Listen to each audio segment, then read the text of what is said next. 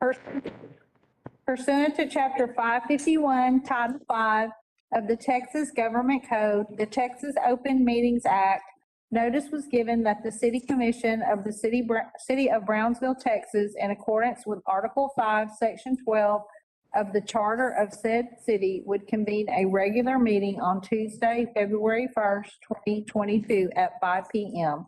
at the Brownsville Public Library Main Branch Meeting Room located at 2600 Central Boulevard, Brownsville, Texas. Pursuant to Section 551.127 Texas Government Code, one or more commissioners or employees may attend this meeting remotely using video conferencing technology. The video and audio feed of the video conferencing equipment can be viewed and heard by the public at the address posted as the location of the meeting. Members of the public, employees, and the City Commission may join via the WebEx teleconference meeting link provided at the City of Brownsville Agenda Center. The notice and meeting agenda are posted online at the City of Brownsville Agenda Center. And members of the public wishing to participate in the meeting hosted through WebEx can join via the phone numbers provided on the agenda. Members of the public who submitted a public comment form will be permitted to offer public comments as provided by the agenda and as permitted by the presiding officer during the meeting. A recording of the meeting will be made and will be available to the public in accordance with the Open Meetings Act. Mayor, you may call the meeting. Thank you, Lori. I'll now call the meeting to order. Welcome everybody that's here in person, and thank you to those that are watching online. Okay, our next item is invocation. Let's all stand and remain standing for the pledge. Father God, once again, we thank you for the many blessings here in Brownsville. And this time of year, we thank you so much for the beautiful weather we experience. Lord God, with colder weather coming, we ask you to prepare all of our residents of Brownsville. We ask that there be no damage or misery during that time. Lead and guide each of us to do what we can do to help others. And Lord, we ask you once again to give all of us the revelation we need to discern what's true and what's not true, what's right and what's wrong. And lead and guide of all of our leaders from Washington to Austin to right here in Brownsville. Today, we ask you to specifically lead and guide our mayor and all of our commissioners and everyone who presents anything for the very best for the people of Brownsville. In the name of Jesus Christ, amen. Amen. And now we have a short moment of silence where we can all add our prayers to what has already been spoken.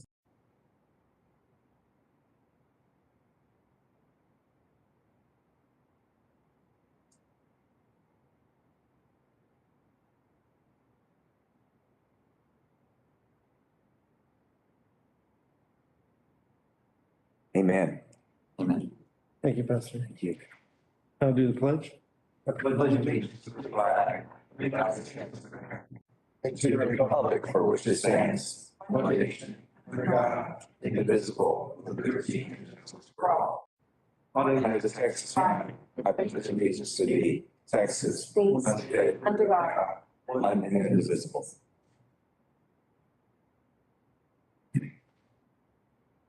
Our next item is proclamations. The first proclamation is proclamation recognizing the bravery, heroism, and life-saving efforts of American AC and Heating Service professional Daniel Cervantes. And this is sponsored by Commissioner Roy De Los Santos and Commissioner Rose Gowan. Daniel here? We know, is he here in person or online?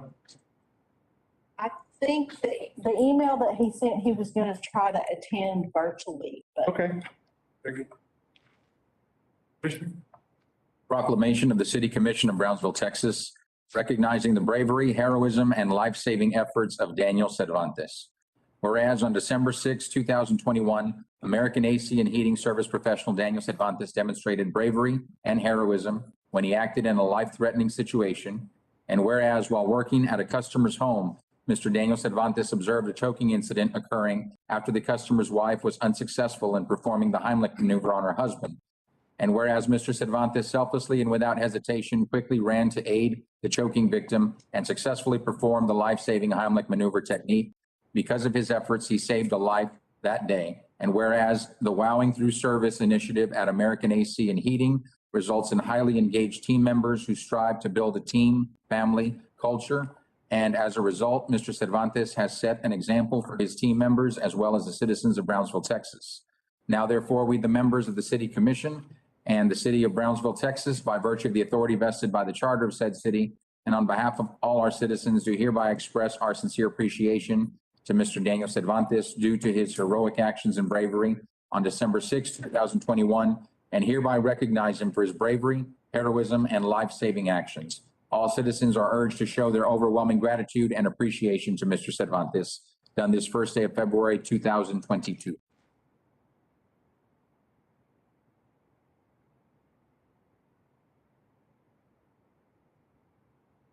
Lori. Well, Mr. Cervantes, if you're there, thank you so much for your act of heroism, and thank you for everything you did, and especially without hesitation. So we really appreciate it, and thank you so much. Anybody else wish?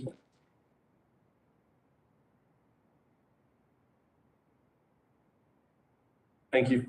I'd just like to add that my life has been saved by the Heimlich maneuver, so. Our next proclamation is proclamation recognizing the 85th Annual Charro Days Fiesta, designating February 19th through 27th, 2022 as Charro Days in the city of Brownsville, and honoring Charro Days Incorporated. Commissioner Pedro Cardenas and Commissioner John Cowan Jr. Members like to come up? I think we all know who you are out there, but come on up.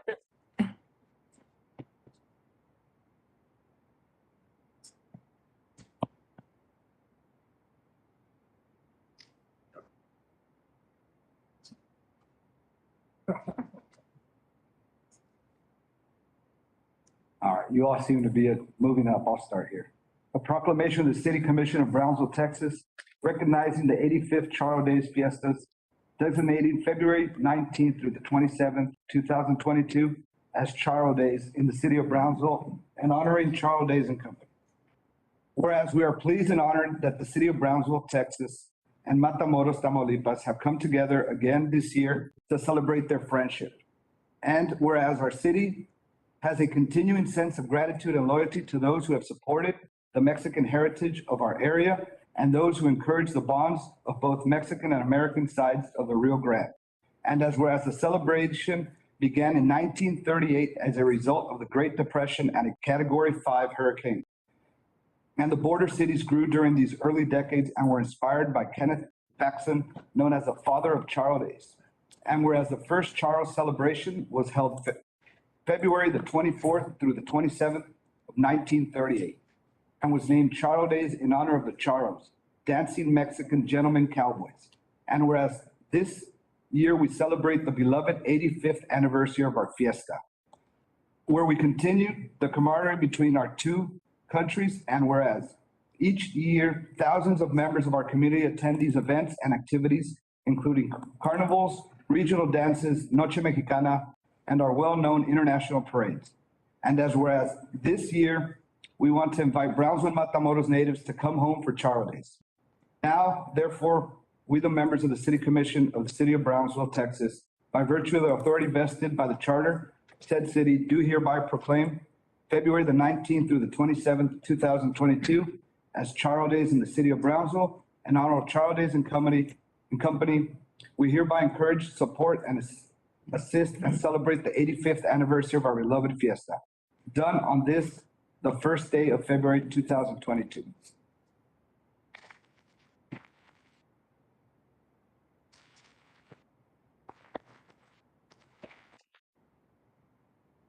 Thank you. My name is Henry Oliveira. I'm the president of Charro Days Fiesta. With me here today are members of our Charro Days Board of Directors, Executive Director, and my wife. Honorable Mayor, members of the City Commission and staff, on behalf of the Charro Days Board of Directors, we thank you for this recognition and for this wonderful proclamation.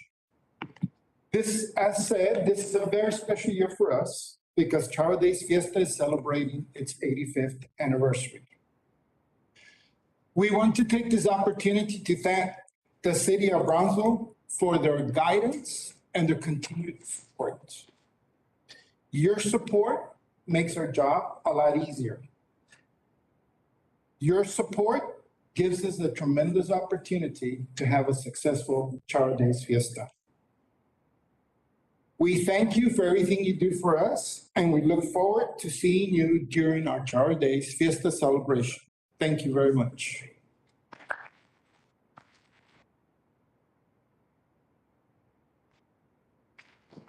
One photo really quick. Definitely. Like that sneak behind there.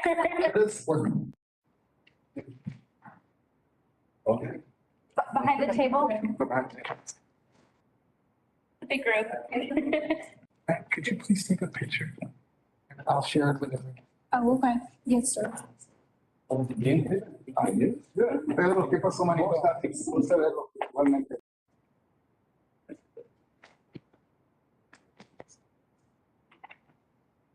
There's more room over here. I'm trying to figure out the best angle here. We can look over here for a quick second. 1, 2, 3.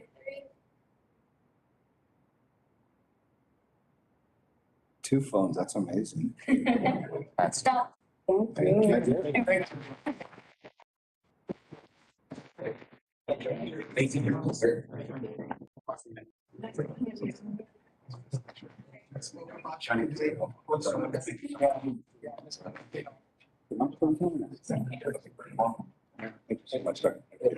Rose, you'll see it. Yeah. Thank you very much. I'm not used to wearing flats. I don't have like. Smells best. So pretty.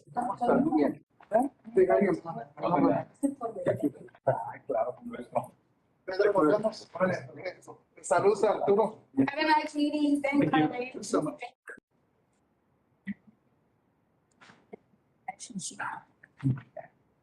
Okay, thank you. Which one? Our next item is public comment period, and we've received no public comment form.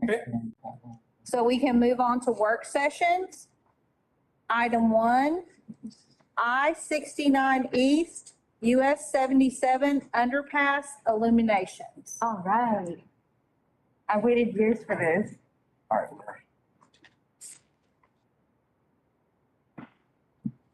Mayor, City Commissioners, good afternoon, good evening. We're bringing this before you as a work session just to get feedback. It is something I know that this commission, this body would like to move forward, and so just some feedback. I have a few slides on what this project is. It's something that some cities have asked TxDOT to have certain lighting on the underpasses. Currently, I think we have Harlingen, Westnaco, and City of McAllen attorney has that. And so these are just some of the examples that we have seen. This is when McAllen did theirs. This is from the Channel 5.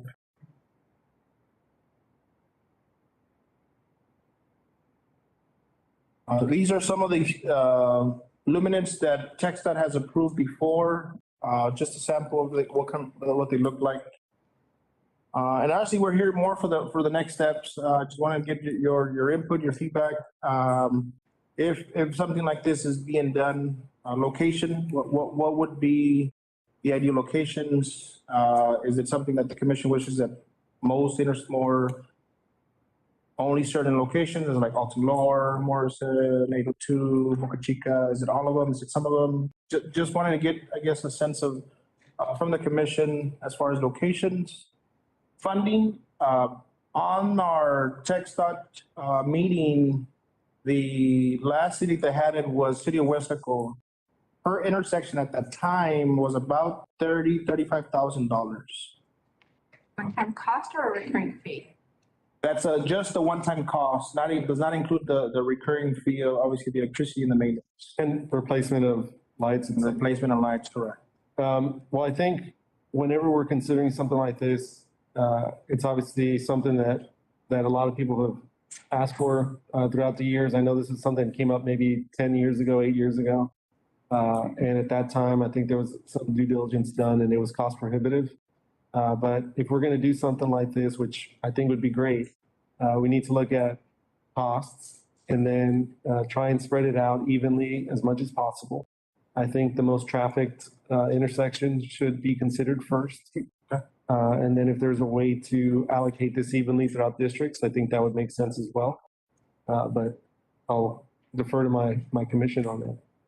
Okay, that's a good point, Mayor. Well, is that the one, is it any lights we want, or like are there certain templates that you have to choose from? We do, TechStart is real particular on anything that is fixed on their fixture or assessed on, or added to their columns. The lighting has to meet some of their luminance as far as wattage. So there are certain requirements. The ones that I have here is something that Westlaco did. These were, at that time, again, this is 2018, 2019. These what TechStop had approved at that time to be added. So yes, there are some requirements. We haven't started the legwork. We wanted to come to you guys first before we start this work. Do you have any mock-ups of what it might look like or any? It depends.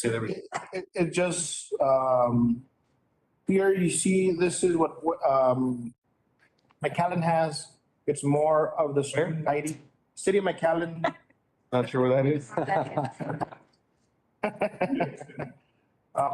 don't like- And obviously, we don't want to mimic what it has. We can do our own, but just something that we will move forward if that's the direction. The one you showed us doesn't look good. I think it's something that definitely is gonna, depending on what colors are chosen, it's gonna beautify. Most of them are multicolor, meaning that you can tailor it to the season, to the holiday. And so that's pretty neat, especially during the Christmas time, Thanksgiving. And so that, obviously that option. So I agree with the mayor's input as far as spreading it out to the districts and everything that he said. But one of the things that I would advocate for, and that I've been advocating for since the start, is that Boca Chica would be focused on, because it is now part of the space corridor. It has that exciting feature to it. And I would like to see that Boca Chica is included, because it is part of that futuristic area. So that's just my hope, that really be focused on something futuristic be added there. Okay, yes, Commissioner. Alton Glure, Commissioner Godu, that's your district? Of course, that's where we should start. Naturally, but is 802 also? That's yours, right? Right. Okay, so those two make sense. And then 2 is Boca Chica, right? Yep. And then Commissioner Gillespie, National, pero se puede. that's what I was thinking. Then John wants, So That that's one's gonna be different. really expensive because it's super wide.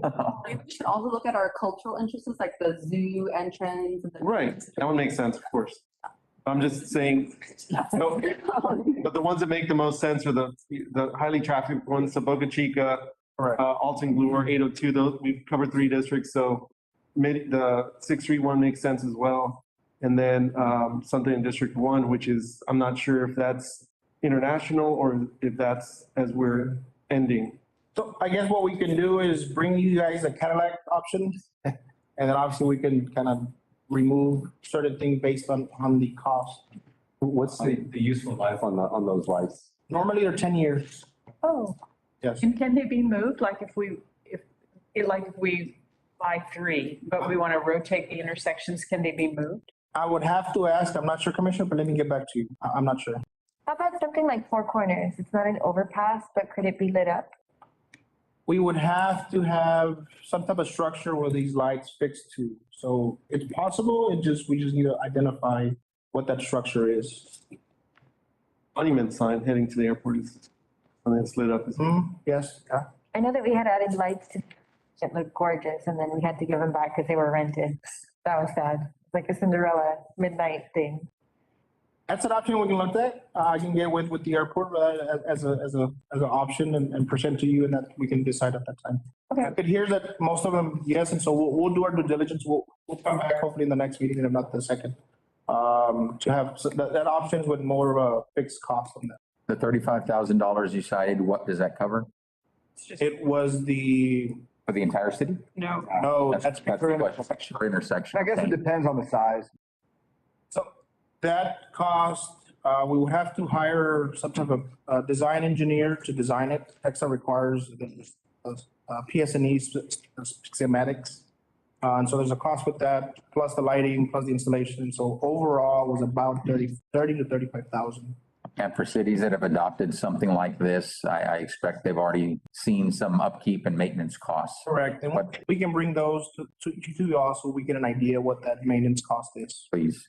And then also let me know what it is, what source we're looking at for funding. Correct. Okay. I think it's a wise investment because it changes the entire ambiance of the city during the nighttime. It makes it a less scary place. It makes it a more fun and like an entire sensory feeling change. So I've been for it for the last decade. I'm trying to figure out how to do it. So I'm excited that we're at this point.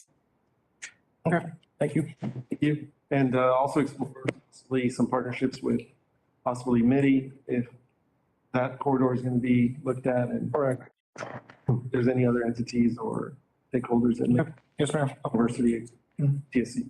Okay, thank you. Charges. Mr. Bernal, since we are talking about lights, don't forget about Oliveda Park. Thank you. Don't forget what? Oliveda Park. Oh, Yeah, it's just, yeah. Just remember. Good. Thank you. Item 2, personal finance statements for non-elected board members. Mayor Commissioners, this was just requested to be brought before you for discussion. Currently, Chapter 38, we amended it to include that other board members, in addition to the City Commission, myself and the city manager also file personal finance statements. Those include zoning board of adjustment appeals, planning and zoning, Brownsville PUB. And so there have been some questions returned asking as to the depth of information that should be provided in these personal finance statements. The actual document that was created by the state rightfully was created to identify conflicts with the legislatures and many of the electeds. So there are 20 parts to the personal finance statement. And so what I hope to do is just walk through these and get some guidance from the City Commission as to how deep into the personal finance statement we want to go. Chapter 38 requires that a personal finance statement be submitted, but we can just take direction from the commission as to the policy it wants to set for those non-electeds, taking myself and Mr. Bernal out of that. Okay, but we're filling out a personal financial statement as a commission already, which Lori sent us, which we did. So the rest of the boards that we've discussed, they fill out the same one, right? Correct, yes. Okay, so then do we need to look at those parts or do we just need to Yeah, so reaffirm what we thought were? correct. And what I've kind of done is try to take the purpose of the direction that the City Commission gave us into requiring these personal finance statements for non-electeds and identifying those that we still want to track for conflicts and those that would apply. So this is just a draft, those that probably should be included. And then I tried to identify some that might not meet the intent and purpose of the commission. I can switch these over, but as we go through them, I'll just try to gauge to see whether we can go. Can we backtrack? Can you just remind me why it is that we're asking this of non-elected board members? Like, what's the purpose? Being asked that question. Yes, to help identify conflicts. Specifically, you can see some of these, interest in real property, occupational income, interest in businesses and business entities, ownership of business associations, board and executive positions to just help notify the city, put the city on notice. Hey, when these items come up, we need to flag them. And the reason that these particular boards were selected is because they deal with more money or they're dealing with financial, whether large budgets like PUB, for example, or I know Commissioner De Los Santos is in some of the it's planning and then Quasi-judicial boards, Board of Adjustment and the Building and Standards Commission. So the concern here was just to ensure that there's, when somebody's dealing with money or decisions, that there's no type of conflicts. I'm sorry. I received several phone calls from folks that they understood the purpose of it. They didn't mind filling it out, but that it was very onerous, especially if they start going into mutual funds and some of the stuff that you mentioned, because there's no way that, a board approves a certain project or whatever, that it's going to influence their mutual fund that has 50 different stocks within it. And so that didn't make much sense to them. And I understood their point. So I have received, I'm just saying, I have received questions from various board members, from different boards. Exactly. So I don't understand though why this cannot be information when they're training, right? As a board member, when you're sworn in, you have to take an ethics pledge. And so wouldn't that be sufficient? You have to disclose whenever you have a conflict of interest. Staff knows if you're going to be a part owner on something that's coming up for a vote. And so why can't we just get around it by saying, okay, staff, whenever you know that you have a board member that's going to have to vote on something that might have a conflict, you need to make sure that it gets disclosed instead of having to put the onus on the board members. I know this is something that's come up at least twice already. This came up, I think, even before we were elected, I believe, when we were actually serving as board members. I remember that came up as an issue, and then it was amended a bit to not include certain boards. Then I think recently, all we did was add, if I'm not mistaken, I mean, PUB's been on there. I think we added a couple boards, specifically Board of Adjustments and perhaps another. And GBIC, BCIC. Right, which makes sense, but I know that this has been discussed at least twice, and the commission's voted on it, discussed it thoroughly, so it's just the intended purpose, but I think we should at least listen to your recommendations and advice on this. Sure. So I'll just go quickly. So I tried to identify those that would identify what would be actual conflicts in these given boards. Occupational income, understood. Retainers, income from rents, because we're dealing with development of properties, personal notes and lease agreements, interest in real property. You can see those that I've kind of invited us to not include: stock, bonds, promissory notes, mutual funds, incomes from interest, dividends, and royalties, and trust. Maybe trust kind of goes into development of real properties. But that's why I had them on that column. And then interest in business entities, gifts, ownership of business associations, board and executive positions, contracts with a governmental entity. And so that covers all the different parts that are currently required. So really to not, and I'm sorry, there are these that just don't. These are the last ones that don't really fit honorariums, issues with lobbyists, state agencies. Those are very at the state legislature level where those would apply.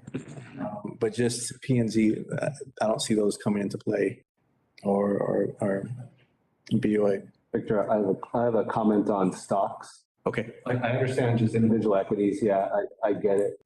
But there are situations where people can be a shareholder of a bank.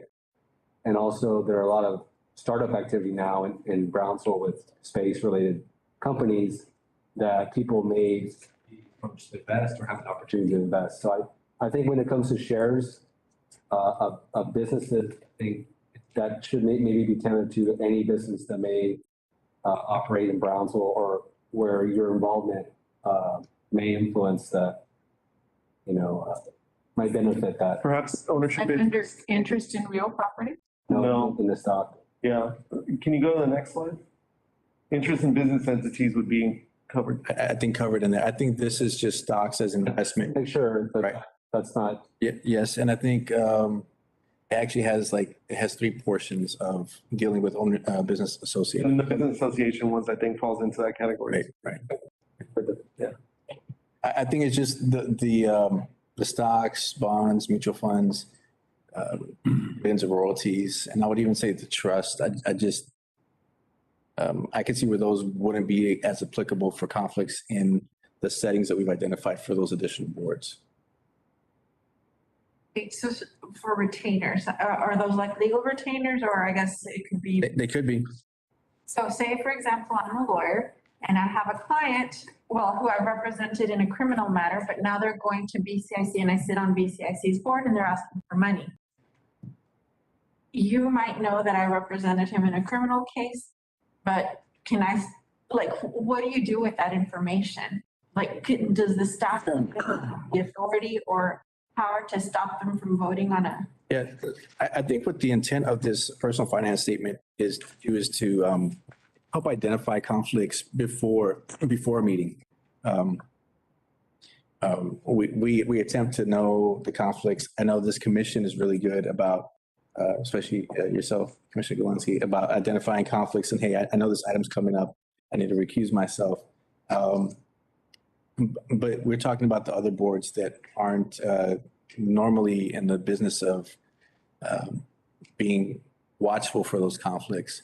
And this just helps the city identify those at the time. And so that's why I go back to, I think that really what we need to do is provide them proper training when they get sworn or appointed to a board so that they know how to recognize when they have a conflict. Because those BCIC meetings that I listened to were jaw-dropping, to put it nicely. I guess they don't realize that they can't even engage in the discussion about topics where they have a conflict of interest. And I'm assuming it happens in other boards meetings too. I just haven't been privy to them. And on the education side, our office has a plan in place to help educate boards on not just the conflict issues, but their procedural issues, Robert's rules, and just general governance issues.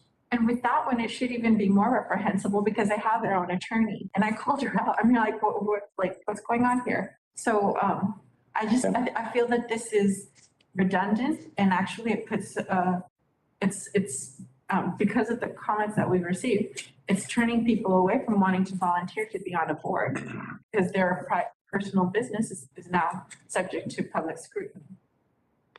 And if I may offer, Counselor, because I was one of the advocates for this, it absolutely should be up to public scrutiny when they want to control millions of dollars of taxpayer money and when they want to apply the law to people's rights and people's property. That's why we have things like this in place. That's why the state has things like this in place. And other cities do this already. I filled out this statement for boards that I served on in other cities without reservation. And when the city first passed the ethics code that required this, while other members of boards were trying to fight and get the city to pull back some of it, which they ultimately did, I filled it out immediately and submitted it as a citizen. Because yes, if I'm going to have the power to impact citizens' lives, you all should know where my interests lie. That's important to me. And especially when we're talking about these boards, the applicant sometimes is a corporation. The representative in the room is sometimes their attorney, sometimes it's their architect, sometimes it's their contractor. So no, the members of the public watching don't know who the real owner of the company is. And the members of the board don't know who the real owner of the company is. That's why it's important that people who are going to have their hands on power and taxpayer money should be required to disclose. I can understand some of these not necessarily being that important for what we're talking about here, and that's why I appreciate your recommendations, but there absolutely should be responsibility for the person who's appointed, not just putting it back. Because I've seen council present excluded, of course. I've seen assistant city attorneys for the city of Brownsville give absolutely horrible advice, inconsistent with the law, and we had to fight them on it. So I don't trust that. Whoever shows up at the meeting giving advice, they're covered, they're going to take care of the city's interests. No, I don't count on that. And just to clarify, council, we have this procedure in place already. Right. The recommendation is only to consider eliminating certain requirements of the PFS.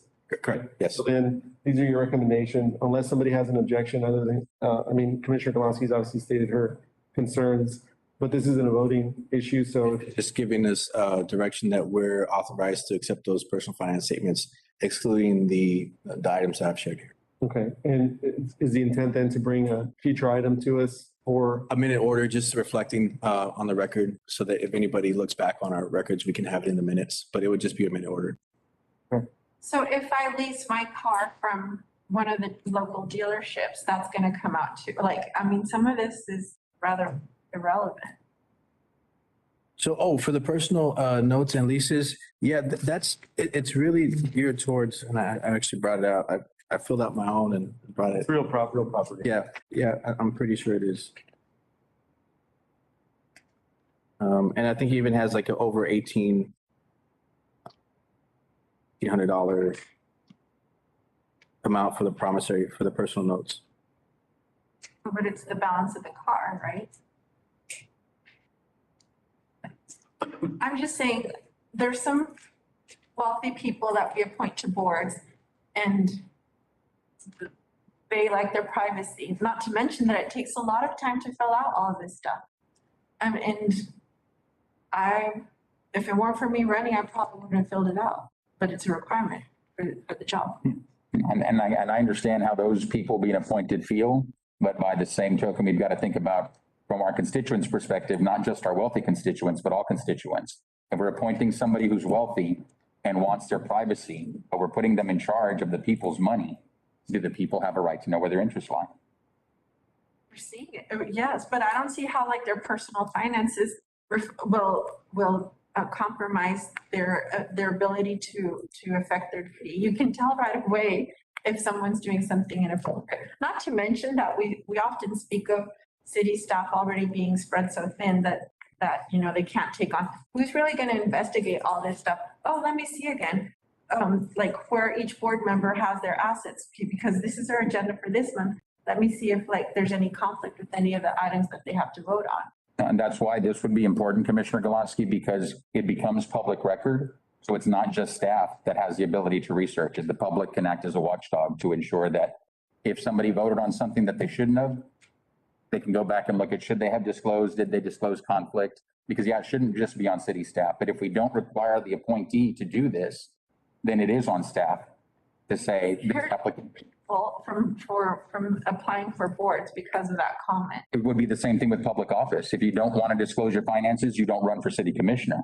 But if you want to be the people's representative in any way, shape, or form, that's part of the job. But this isn't really, I mean, it's not a debate. It's already an existing procedure. So, and so the recommendation is to consider paring it down to make it less intrusive. Correct. Which I think makes sense. So bring it to the next meeting. And I do agree with that. Unless anybody has objections to those, Commissioner Galansky, as always, our ordinances are subject to amendment. I mean, if we need to discover, explore amendments, we can. This was just to kind of pare down, make it less intrusive. And the reason I'm bringing this up, because when we previously adopted these requirements, I don't feel that we really decide or we paid attention as part of a bigger package that we were ethics code. And since then, I've received many complaints from people that I consider friends, and not only people that I appointed, but other people that currently sit on boards that they don't want to disclose. Right. And maybe in taking this approach of paring it down first, seeing what the impact is on the board members, and if there's a need to pare it down even more, or if they have a specific issue about maybe it's the personal notes and lease agreements, maybe we can tailor it at that point to make it specific to those businesses conducting, those companies conducting business in Brownsville. But I think this is intended to be like a first step in saying, hey, let's pare it down. Let's see if it reduces the burden on these elected or appointed officers. And I think it'll accomplish the overall goal of the commission. In the meantime, have they been told by when they have to submit this? And what would be the repercussions of not filling it out? Right. What's our deadline? It's the end of April 30th. Yes, April. Well, I believe this year, April 30th falls on a weekend, so. Okay, so we still have time to. Yeah. Yes, absolutely. Yeah, so it would be May 2nd. Counselor, quick question for you. When you talk about the training, because I think nobody can deny that several of our boards, especially important boards, are in severe need of an overhaul in training. What is it that you envision as far as the timeline goes, that you think everything will be at a place that you're comfortable that these boards are absolutely being well and properly trained? We have been, we've reached out to CMD to help us even make them as part of our Go Skills platform, our training platform. We hope to meet with them this month to implement a series of these trainings. I think if you gave me till the end of, so all of February and all of March, I'm just trying to be realistic. I would hope we would have them done by then. For all boards? Well, I think it would just be, because we're trying to make it video based, so all boards could access it. So it'd be part of the Go Skills platform. See, and that's, Where training's available for that. Correct. that's where some of my concern comes in, because you've got boards, and the city has tried this before, even just with PowerPoint, where they use a cookie cutter presentation and they say, you know, there are ethics concerns that apply to all boards and certain things that apply to all boards. But then you've got quasi judicial boards that are very specific, and they don't have the same standards as advisory boards per se. So we need to make sure that there are specialized trainings for those boards where there are nuances. And I'd be very interested in seeing the training before we launch it, because I've seen the city write training before and found several defects with it when it was implemented. We, and great time to announce, we recently hired or selected Will Trevino to join our team. Very talented municipal law attorney, and he brings a nice perspective. He goes out and teaches a lot of municipal law principles. So we're very excited to develop that educational component to our services that we provide. So I'm very confident in the product we'll produce for the city. But I also understand having some one-on-one in-person meetings. The downside to that is coordinating when they have their meetings. And so I could envision that being more than 2 months.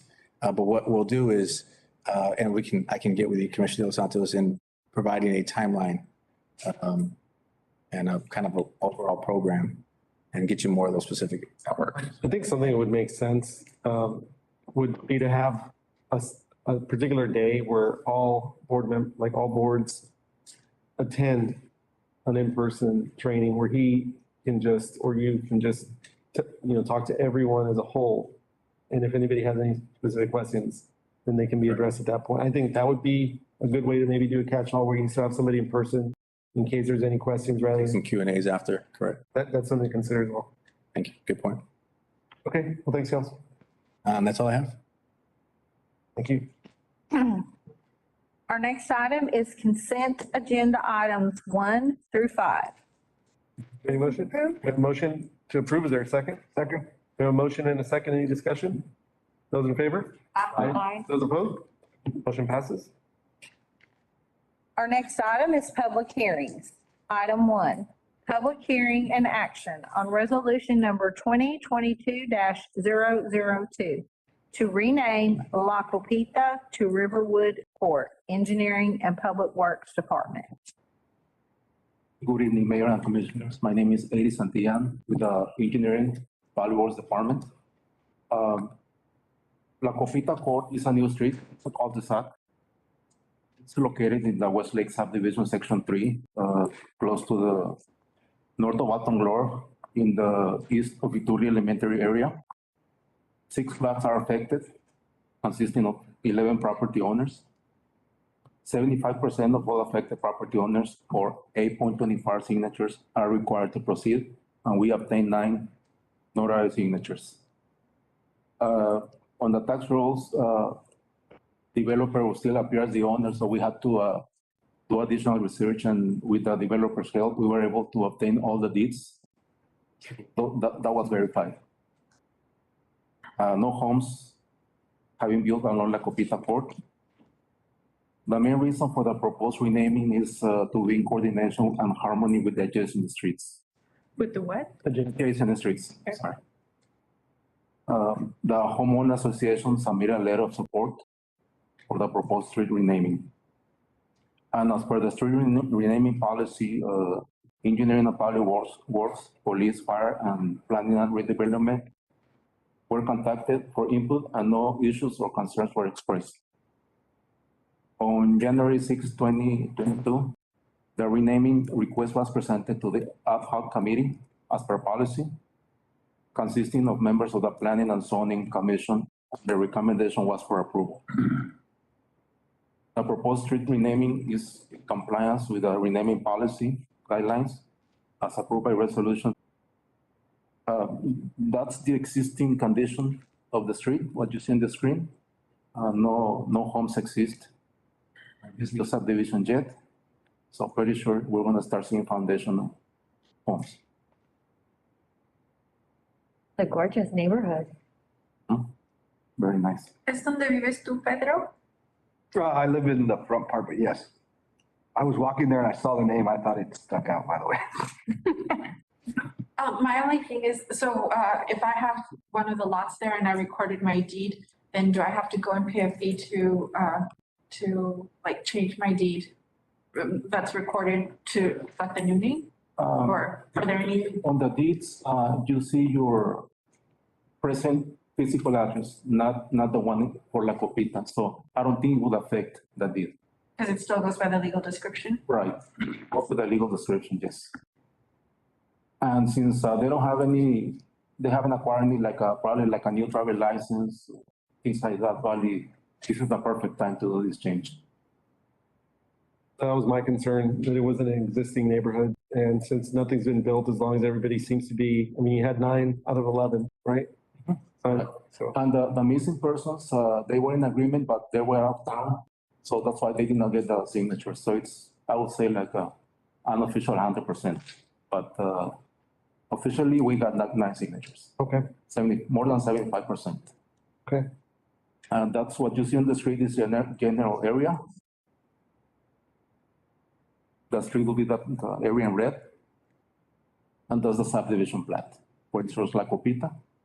And nobody was opposed to this, that you're aware of? All right, this is a public hearing. Is anybody here on this item? Motion to close public hearing? Second? We have a motion and a second to close public hearing. Any discussion? Those in favor? Aye. Those opposed? Okay, do you have any motions on the item? Motion to approve? Second. We have a motion and a second to approve. Any discussion? Discussion. Yes. And Counselor, I hate to create more work for you, but I think that's exactly where this is going to go. I support this, but not because of the 9 out of 11 signatures. We established already this commission when we dealt with the Fronton Street issue. People on both sides of this issue said this policy is written horribly. Members of this commission did not like it when it was adopted, and they were having to apply it to the case, the situation before them back in 2019. Yet in over 2 years, nothing's been done to update the policy. It has to change. I even can have concerns from a constitutional perspective. You know, is it protecting the rights of everyone when you say somebody who puts 10 names on the deed now has more votes than I do because I own my property by myself? I have concerns about that. The property has to change. I think in this case, I'm not looking at the 9 of 11. I'm looking at out of the lots, the majority of the lots, over 75% have given their blessing. And I think that's why this commission should pass it. I agree. And Counselor, just for some background, the issue which still exists in the policy is how you determine owners and whether each owner has a vote or each property has a vote. I believe we prefer it to be each property. That's fair and makes the most sense. Yes. So please, if you would look at that. I'm not sure if you had any sort of knowledge of that, having been an issue in the past, but please take a look at that. It'd be something pretty simple. Precedent from other cities that you can look at. And yeah, I think the problem with the current policy is that the opinion from council then was that if there's 10 names on the deed, that property has 10 votes. That was the problem. Pretty simple issue, just how owners are determined whether it's by lot or owner.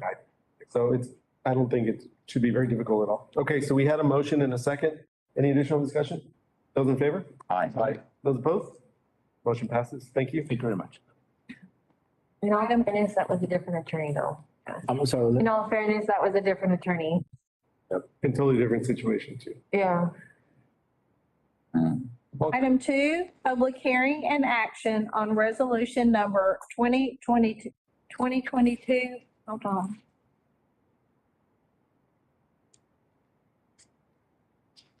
Somehow this it's wrong on my sheet, so let me read it off of here. Public hearing and action regarding city towing rotation list application by Jesus Torres, Chino's Records LLC, pursuant to Chapter 110-63 of the City of Brownsville Code of Ordinances, Police Department.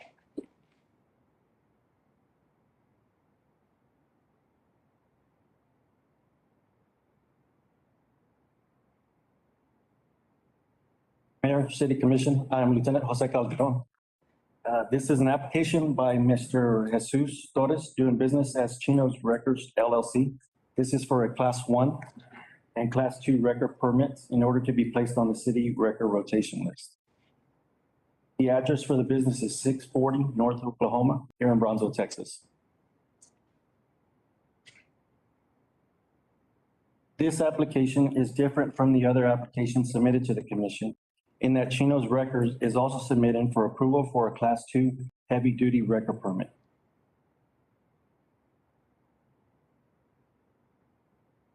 Here is an aerial photo of the business lot, Chino's Record.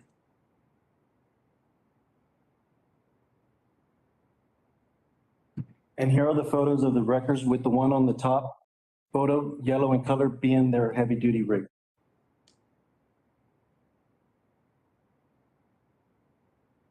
The police department has conducted an inspection of the record service and will issue a permit under City Ordinance Section 110-63 pursuant to commission approval.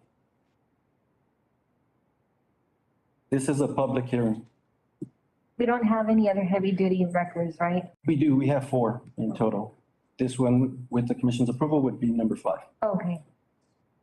Okay, this is a public hearing. Is anybody here on this item? Okay, Motion to close public hearing? we have a motion to close. Is there a second? Second. We have a motion and a second. Any discussion? Those in favor? Aye. Those opposed?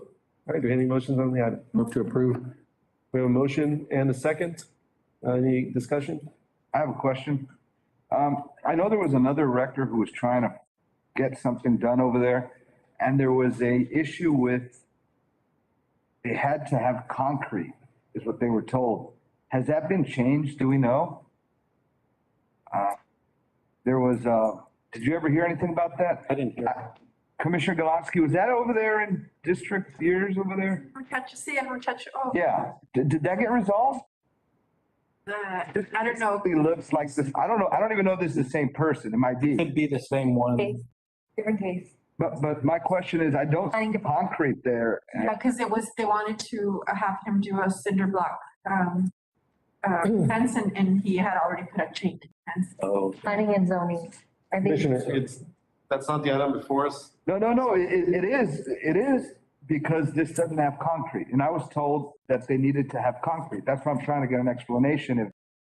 Does this need concrete, yes or no? And if it's a no, that's fine. it's been conducting the inspection and everything seems to be okay on our end, yes. And I can still take a look at that and get back to you. That's what I would suggest, please, because that's an issue that needs to be addressed, because if there was somebody that was denied or told differently, we need to know. Of course. Yeah, it's just about let's be fair then. Yeah, okay. Yes, sir, absolutely. So If this passes and this is in accordance with your guidelines and you're telling us everything's okay, then it's good. we will take a look at that.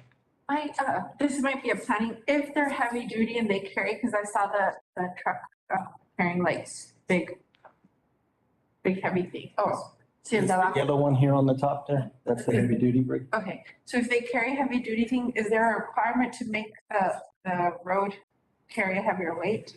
Still great. No.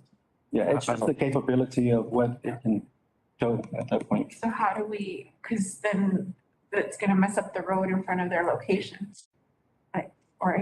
Or, Oh, like concrete. Upgrade the road. Did you want to say like concrete in front of the business? well, I'm instead of wondering, yeah, paving? because you said that they were like heavy duty. So do they carry like heavy? No, it's the photo here that you see, so it shouldn't do anything, No, they, damage the road. but they do like if a tractor trailer breaks down somewhere else, they have the ability to tow it to like a mechanic shop somewhere. Oh, okay. Yeah, so like the one right here at the bottom, that one's gonna be for your normal type of vehicles, trucks and vehicles that we normally Yeah. drive. Buses and other ones would be the one up top, tractor trailers, things of that nature. But they're not gonna keep like the broken down 18-wheeler with a full load. No, it would go. Could take it to like a mechanic or something. And we did have a motion and a second. Any additional discussion? Those in favor? Right? Those opposed? Motion passes. Thank you. Thank you for your time. Thank you. Our next item is items for individual consideration.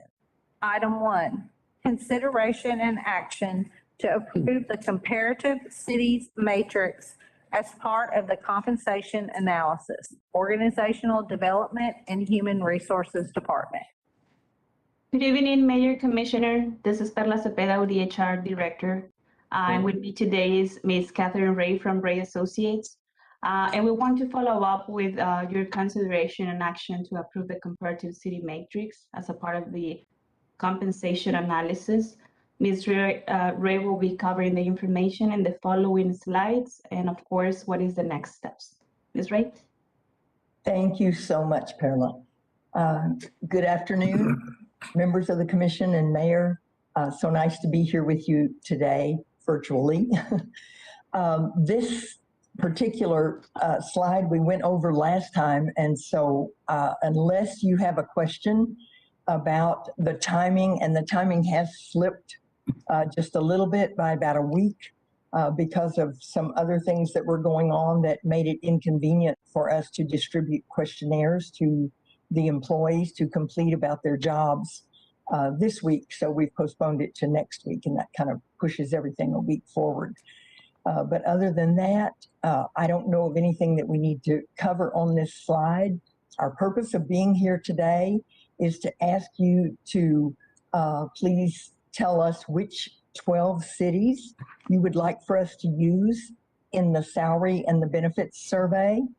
And that's why, that's okay. If you want to switch to the next slide, that's good. We had done this comparative matrix, and I was told right before the meeting that the tax rate that we have listed for McAllen is incorrect. And I think it's 4965. But we didn't have time to correct that and get it into the slide presentation. But it still fits within the parameters. It would not change the point system. It would not change the city of McAllen's score. So I would love to entertain any questions or comments that you may have. What I had done was on that previous page, I had put check marks by the top 10 by Brownsville, and then the top 10 after that. We have said we would survey up to 12 cities. So you can, if you like those top 10 to use for the top 10, then we could use those, and you could select 2 more cities from our list or from elsewhere. Or if you want to change out some of those top 10, we could do that. And I'd be happy to answer any of your questions about how we went about this or anything like that.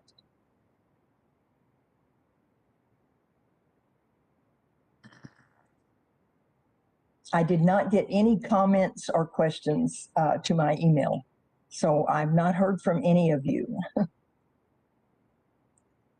We're waiting to ask you questions today. Okay, great. I like that. Does anybody have any questions? I'm fine with accepting your top 10 recommendations and adding to, I was thinking about Corpus and El Paso or San Antonio, but that's just my opinion. I agree with Dr. Gowan, although I think El Paso would probably be a better fit because of the border. Right. Yeah, it's true. El Paso and which one? El Paso? El Paso and Corpus. I agree. Any other questions or input? Okay. Any motions then? I'll move to approve with the additions mentioned by Dr. Gowan. Second. We have a motion and a second. Any discussion? Those in favor? Aye. Those opposed? Motion passes. Thank you very much. Thank you all very much. I really appreciate it. Thanks. Have a great day. Thank you too. Item 2, consideration and action to purchase 0.4480 acres of land located on the northwest corner of Boca Chica Boulevard and North Military Road for the West Rail Trail Project in the amount of $90,000, Multimodal Transportation Department. Mayor, City Commissioners, during the last phase of the design, it was identified that there was a parcel needed in order to cross Boca Chica safely. Here on the screen, you'll see that small portion, less than half an acre, that is needed in order to make sure that connection is geared toward the actual intersection and not create a mid-block crossing. staff at engineering, Mr. Eddie Santillan, our right-of-way agent, has been working diligently with our legal to work on this. And so we're now at that stage. That property was listed at $100,000. Fair market value based on the appraisal came back at 78. That was the offer.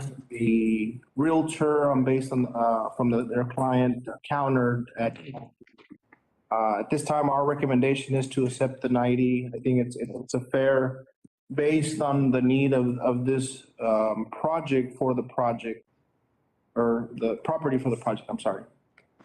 And council, are we allowed to, since this is taxpayer money, are we allowed to pay more than what the appraisal, and when you're saying appraisal, was there an actual appraisal conducted? Okay, so is there an issue there for us? No, we reviewed it and it's within the allowable market variance to the appraisal. Okay. I think it's important to note, I'm sorry. That's right. That this was something that TxDOT required us to do. Correct. Because they felt that the crossing needed to coincide with the block, the Intersection. the intersection, thank you. Otherwise, we wouldn't have had to do this. Counselor, what is the number that we're allowed to be within? It's a percentage and I think it's like 20%, I believe. Okay. Well, you don't want to tell them because they'll raise the price. Oh, no, we can still say no. Even if the law allows us to pay that much, that doesn't mean we have to pay that much. I just want to make sure we're within it. But you need to understand that if you do say no, the project will stop. Oh, no, there's no reason to say no. I just want to make sure, I didn't want to hear it was 15%, that we're slightly over it. A BTX t-shirt, final offer. Signed by Commissioner Tetro. Yeah. On these type of transactions and when we're buying property, I think it's important to put who the owner is. Yeah. And if it's a company name or LLC, they need to put who the members are.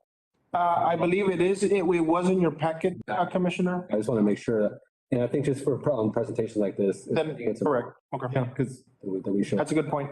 So we'll make sure we include it into the PowerPoint. And it was for sale before we. Yes. Them. So the price they were asking for is not because the city of Brownsville wanted it, but that's what they were originally asking. sounds like you're making a motion, Commissioner. Motion to approve. Second. We have a motion and a second. Any discussion? Those in favor? Aye. Those opposed? Motion passes. Thank you. And then the t-shirt. Item 3, consideration and action on ordinance number 2022-1697, authorizing the issuance, sale, and delivery of City of Brownsville, Texas combination tax and revenue certificates of obligation, Series 2022, securing the payment thereof by authorizing the levy of an annual ad valorem tax, pledge of certain surplus revenues of the city's municipal landfill system, and approving and authorizing the execution of a paying agent / registrar agreement, a purchase contract, an official statement, and all other instruments and procedures related thereto. Financial Services Department. Yes, Novena Hosa for the record, it's Ryan Hosa and Company. And what's before you is ordinance, as some of you may know, that will contractually obligate the city with lenders, with bondholders on the bonds herefore being issued. I guess Commissioner Cardenas, Commissioner De Los Santos, looking forward to working with you. Likewise. Seeing you.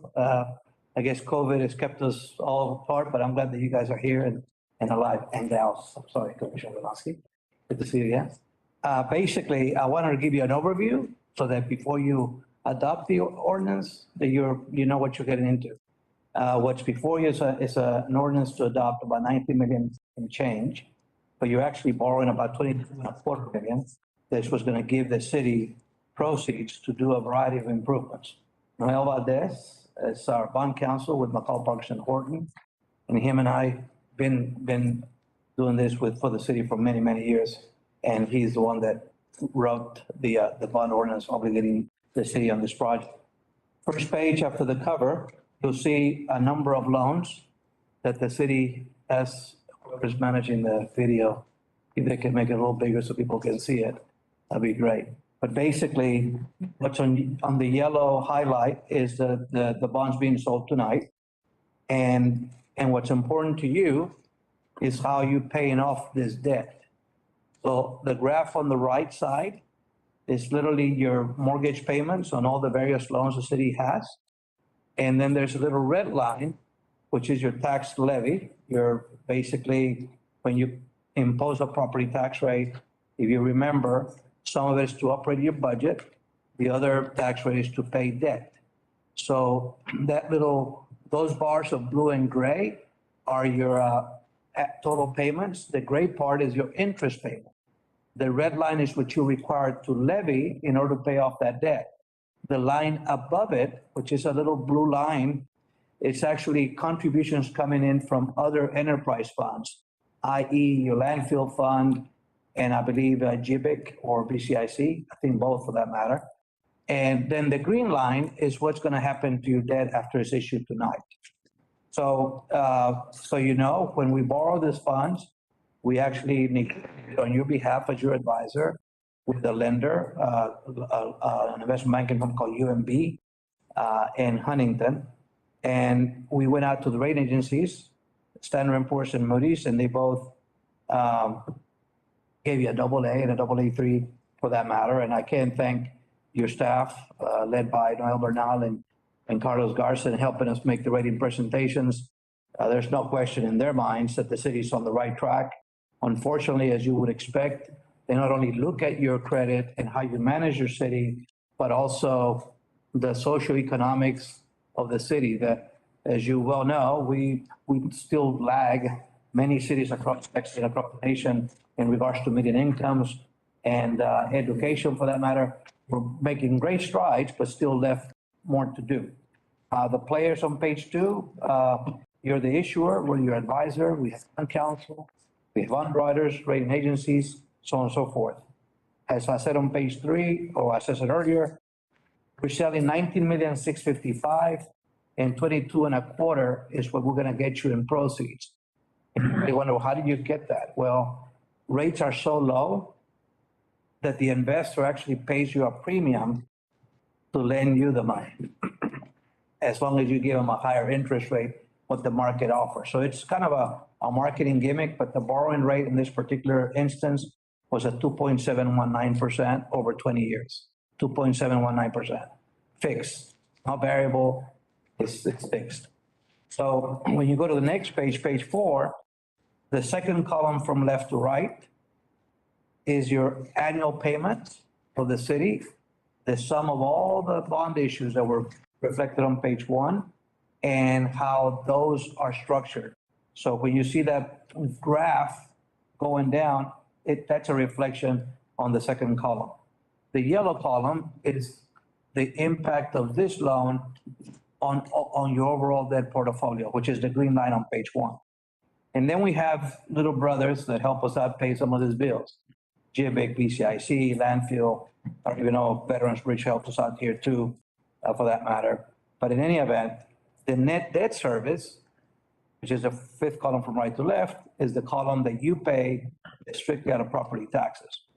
So when your staff, led by Mr. Bernal, tells me, Noé, how much capacity do we have to do more in the future? A lot of it is based on how we structure those loans. I know this may sound a little odd, but I saw your face, and we can't thank PUB enough. PUB was a real good investment that after so many years of working with the commission and that enterprise, last year was terrible for all of us. We don't have a PUB in Dallas. For the city of Brownsville, it was a good thing. And you as a partner, I commend you and congratulate you for having made that investment because it paid out very nicely. But not to PUB. Huh? But not to PUB. But PUB it could be worse. We just did a financing this morning also for another PUB equivalent, San Antonio City Public Service Board, $300 million. Their losses were close to $1 billion. And it's a tough year last year in February. So, but with that, I'll stop, entertain any questions you may have at this point. Have any questions? This deal is expected to close March the 2nd. Well, any real estate transaction, you buy, but you close later. I don't have a question for you, Mr. Hinojosa. This is probably directed at council more, and Yes. just for the benefit of the public. Traditionally, when people see that there's an ordinance coming before the commission, they're used to seeing a first and second reading and a public hearing. And especially when we're talking about issuing bonds and incurring debt, and the numbers we're talking about, I want the record to reflect why this as an ordinance does not require a first and second reading and a public hearing. Yes, so in chapter 226 of our ordinances, it sets it as a standard, but as the city commission, it's allowed to take action on the first reading for specific ordinances. In this case, because of the time sensitivity, that's why it's here on first reading. And there's another point I was going to make. Bond counsel is behind you if you need his help. That's what he does for a living. I was saying how it applies to our actual ordinances, but I'll be happy. Noel Valdez with Paul Parker's and Ordinance Service, Bond Council, our pleasure.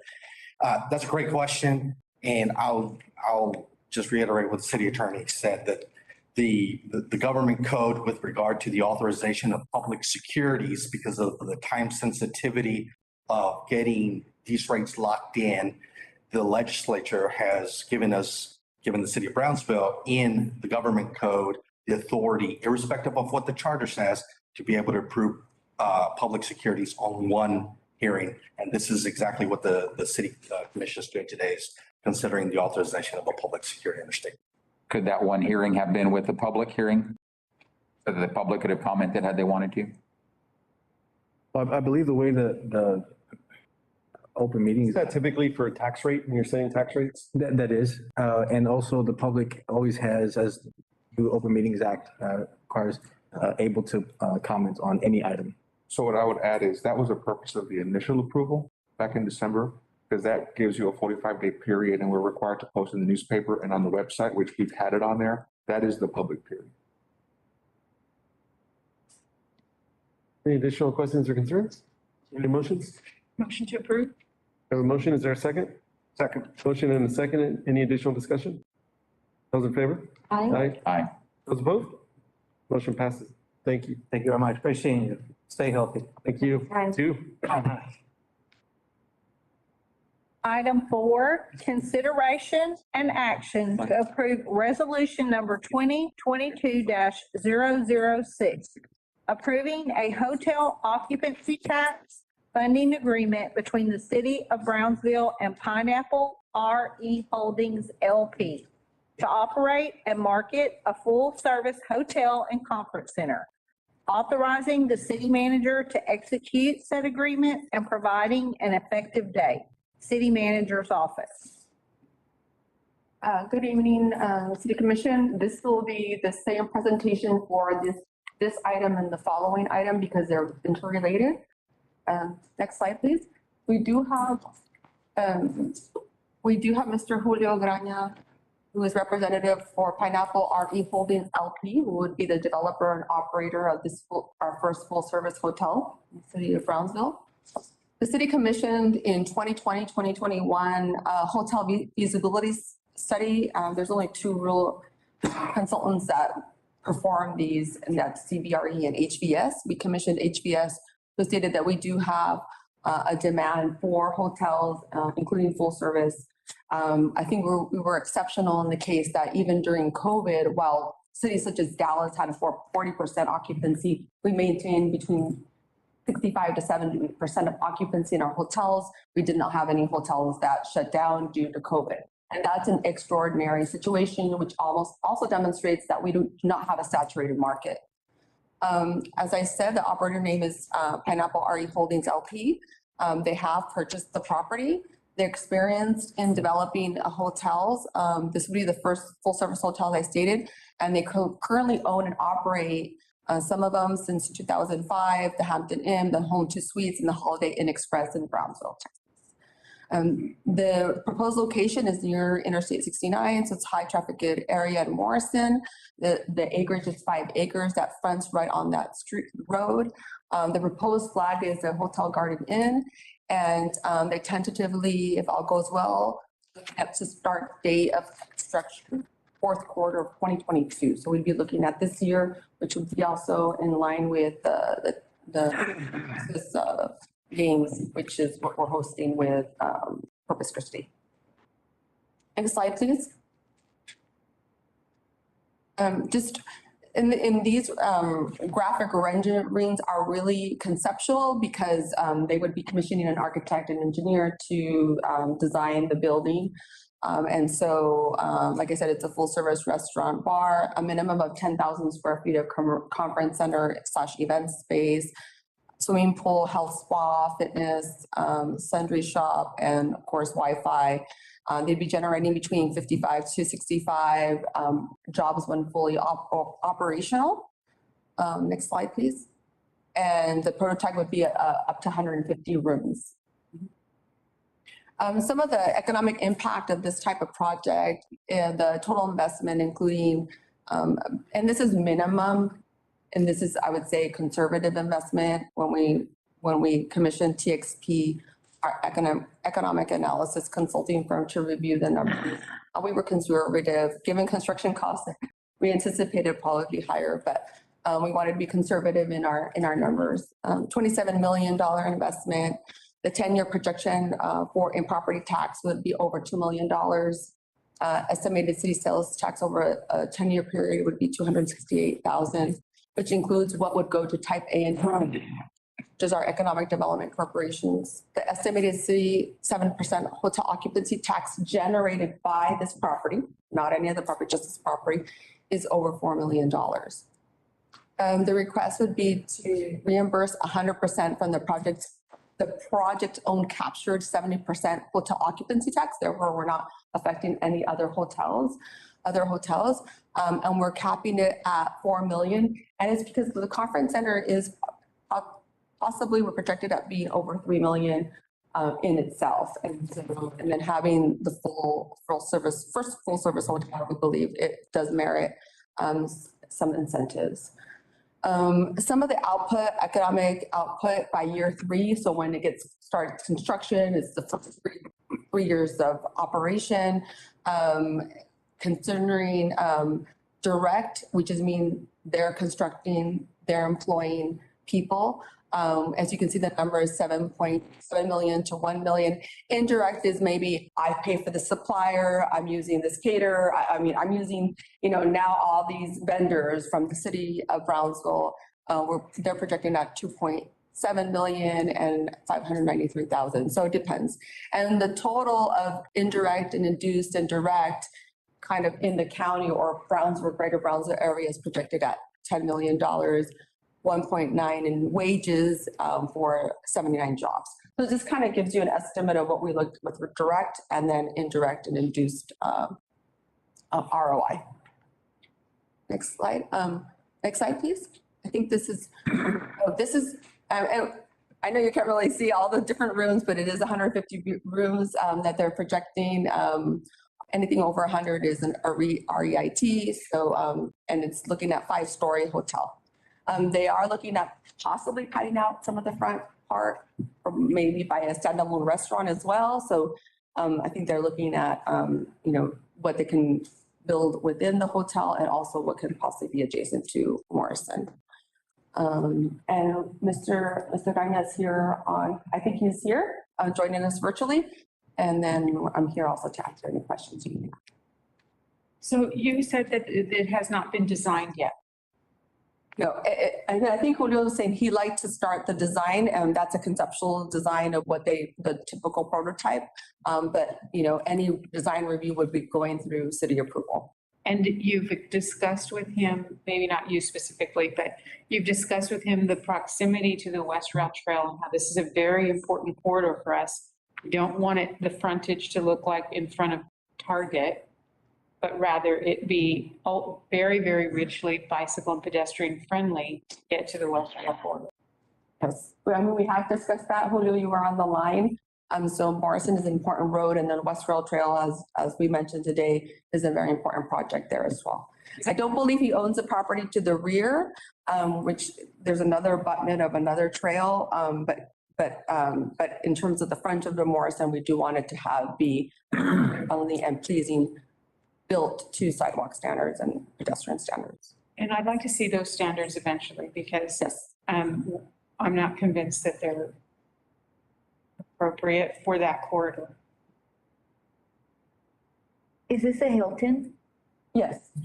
Oh, how exciting. It's a Hilton Garden Inn, like the one that's in Harlingen, the same size. I don't know that city. Oh, all right. Well, it's a Hilton Garden Inn, 150 rooms. I might do 165, but 150, and it's going to be pushed back on the property. So the only thing that I'm going to have in the front is a pad site that was shown on one of the slides where I'm like very close to getting a Dutch Bros there. And in your design, you're considering bicyclists and pedestrians equally, or at least close to equally, as car traffic. Yes.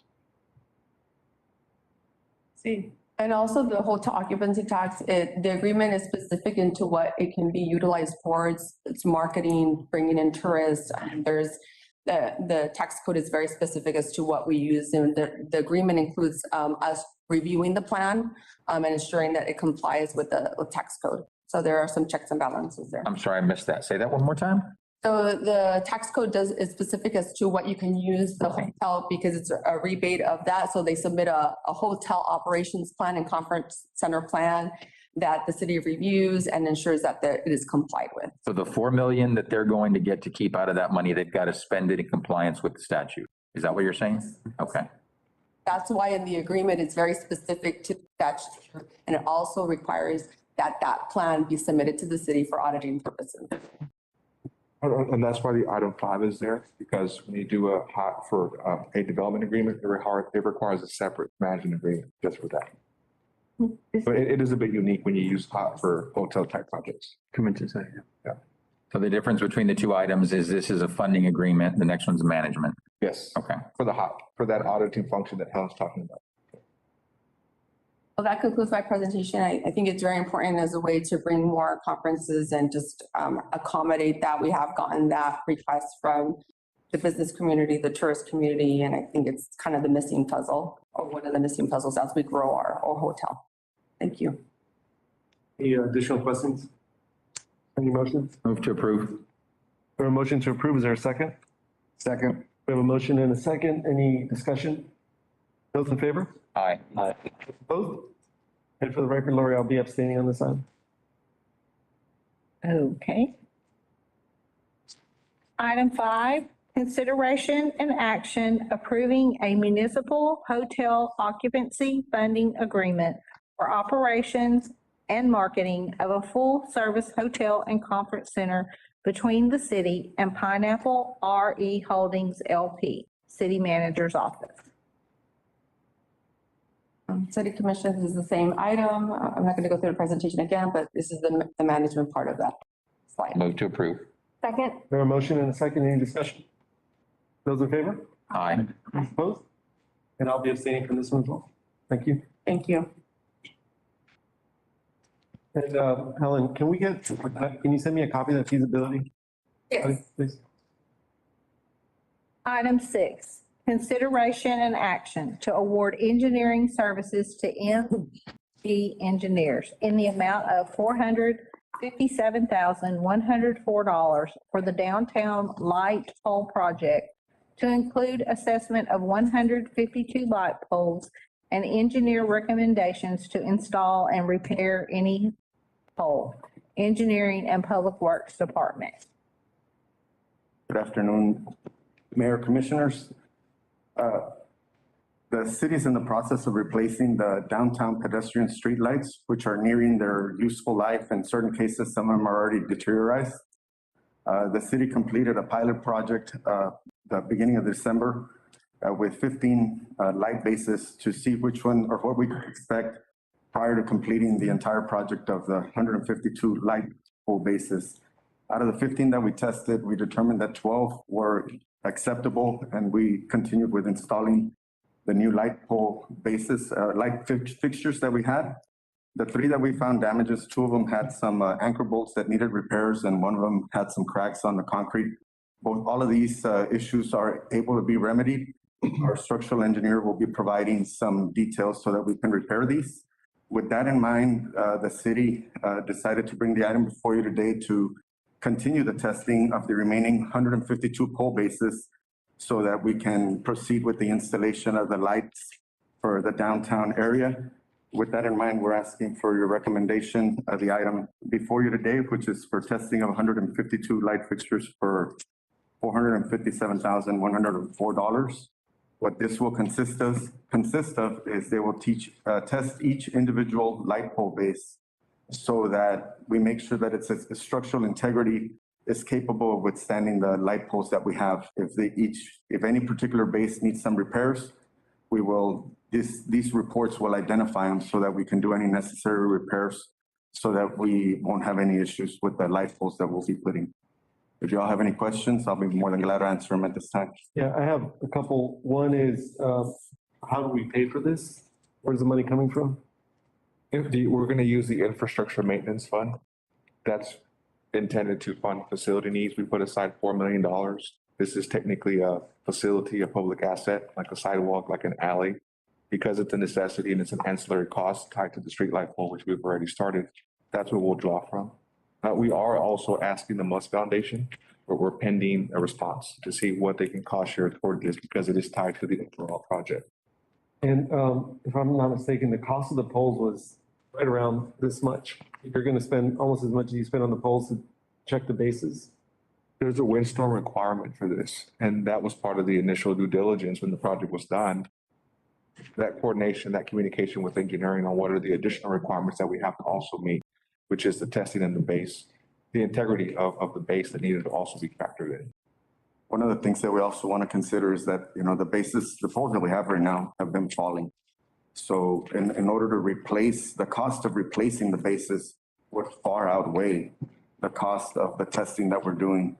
We looked at that feasibility and, also aside from the cost associated is the issues for construction. This is in downtown. We have very small sidewalks where these light poles the bases would have to be removed. We have a lot of utilities in the area. So the implications of going through that process of reconstructing the bases would be pretty costly. And that's why we chose to go with this process that it's at roughly about $2,700 per pole to test them and make sure that its structural integrity is acceptable. But if you do find deficiencies, then you're going to have to spend the money to reconstruct the base anyway. When we did the initial testing or the pilot project, the reason behind that was to see we didn't know what to expect. When we did this, the idea behind it was that we would establish some type of groundwork to see more or less what issues we were gonna be dealing with. Most of the issues, like I said, were minor. Anchor bolts were corroded or were bent, which were minor or easily repairable. The cracked concrete, I believe it's minor, what we have found so far.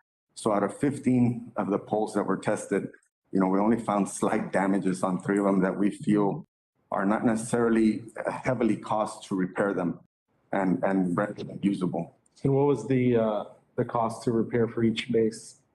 Our consultant as part of this project is providing details for those repairs. I don't know if he has is Rolando here? Rolando Rubiano's our structural engineer. I don't know if you have more or less idea of what it would cost for the anticipated repairs at hand right now. Mayor and City Commission, good evening. My name is Rolando Rubiano. As requested, we think repairs to each individual base will vary, but it's going to be approximately $500 to $800 per base, depending on what needs to be done and the procurement process that the city elects to go through. At the moment, what we're working through is if it's just the 3 that we found through this pilot effort in the December, January time period, then that's something we can issue details and between Public Works and engineering can be managed. If we escalate that to the total 162 or 65 poles, including the initial 15, depending on what we find and the timing of your needs to get all the light poles up, that might either go into a procurement process to get those repaired or manage that through Public Works. But in a base cost, managing that through Public Works, both labor and material, we're looking at about, and on average, $600 a light pole base. Okay, and was the engineering firm here, was there a procurement process followed in order to bring them on, or how did they come on? Millennium Engineering, they're part of our rotation on-call list for geotechnical material testing laboratories. They're one of the 4 firms. When we spoke with them, they have equipment that's capable of doing non-destructive testing, which they call ground penetrating radar. And that's another reason why they were selected for this process. Okay, thank you. Well, you said that there was a windstorm requirement. Is there a requirement to? Brooke could speak to, yes. I'll let Rolando elaborate a little bit. He has more details. He's our. My only question was, is there a requirement to test every single pole or a representative number of the poles or what? Thank you, Commissioner. So the city is the authority having jurisdiction. You set those requirements. So in terms of intent of the effort presented in front of Commission today is to test every single pole. When we're talking about testing, we're talking about ground penetrating radar. It's a handheld device with a 3-person crew out in the field checking each light pole so that we can identify reinforcement that we physically can't see we just physically can't see. And so in terms of how many need to be tested, it's my recommendation that, well, we look at all of them. We don't know the consistency of installation. We don't know the sequence of installation. We don't know if one contractor built them or a series of contractors built them over time. We don't really know the variation that we should expect.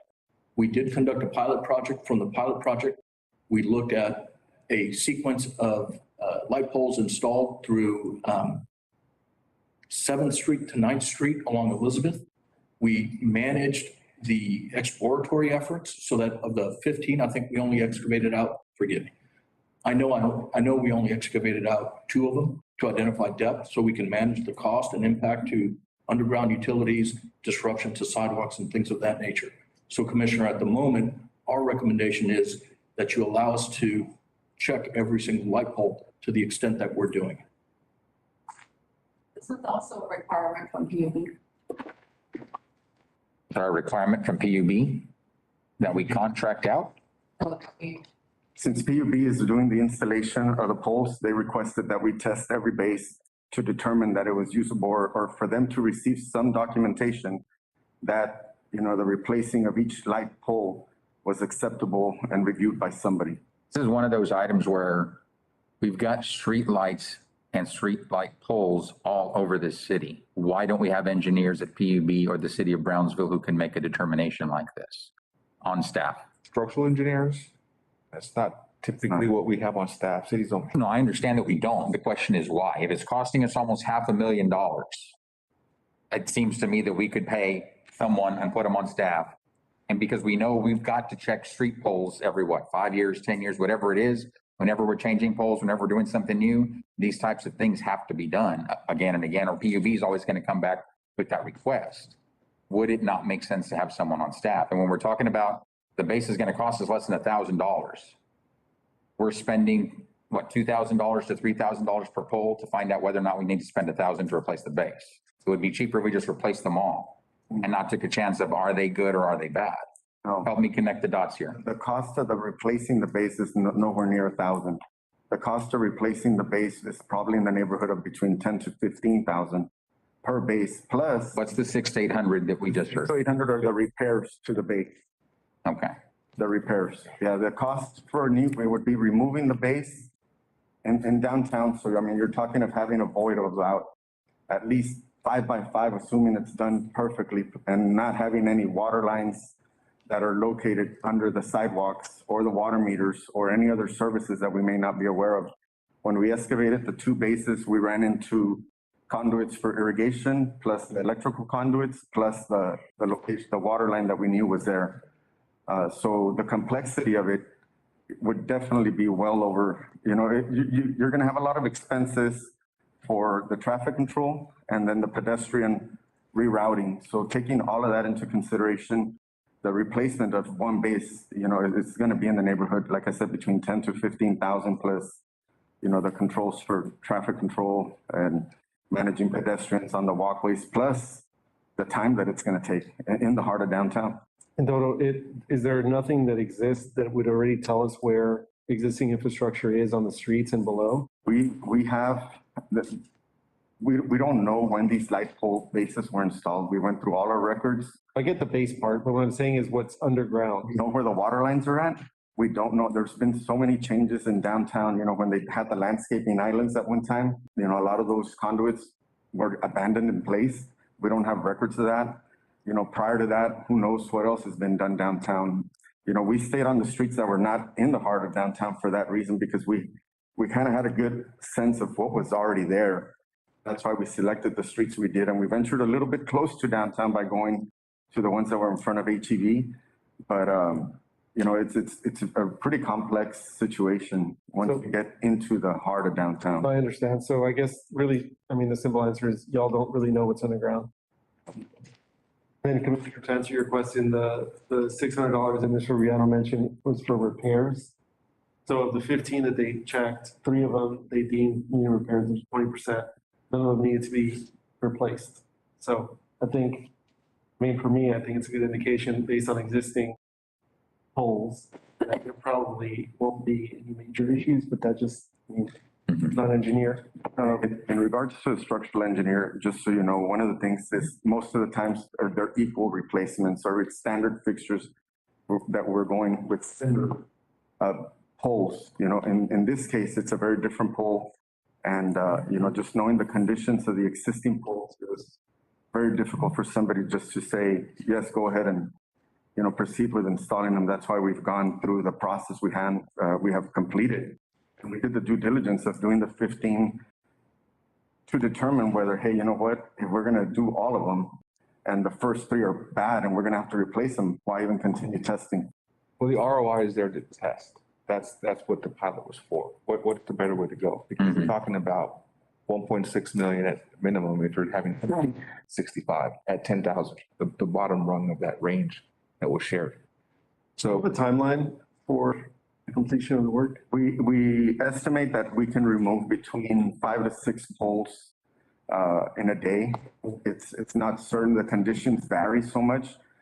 Some of these poles we found that are full of dirt on the inside, and it's not that simple. You have a workspace basically about a foot diameter. The installation, they average between 4 to 6 poles. We're estimating that we can complete, or the idea is that, if the items approved today, that Monday they would begin mobilization along Elizabeth Street to try to complete it before Charro Days. That's what our target is. So we're estimating that about pretty much we would do about 8 to 10 blocks within a month. And this is with all using PUB crews. So it also has to do a lot, they guarantee 1 crew for sure.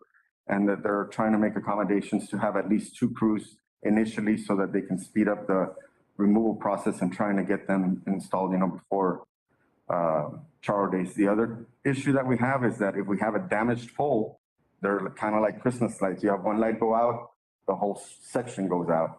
So we're looking to see what other accommodations we can do to remedy that in the meantime while we square away any repairs, since we don't know 100% what type of repairs are going to be needed. Will the weather delay you? Rain will. For sure. And if it's 165 polls, you do 5 a day, that's 33 days straight. I doubt you're going to do 33 straight. You're going to do business. We're thinking about 3 months.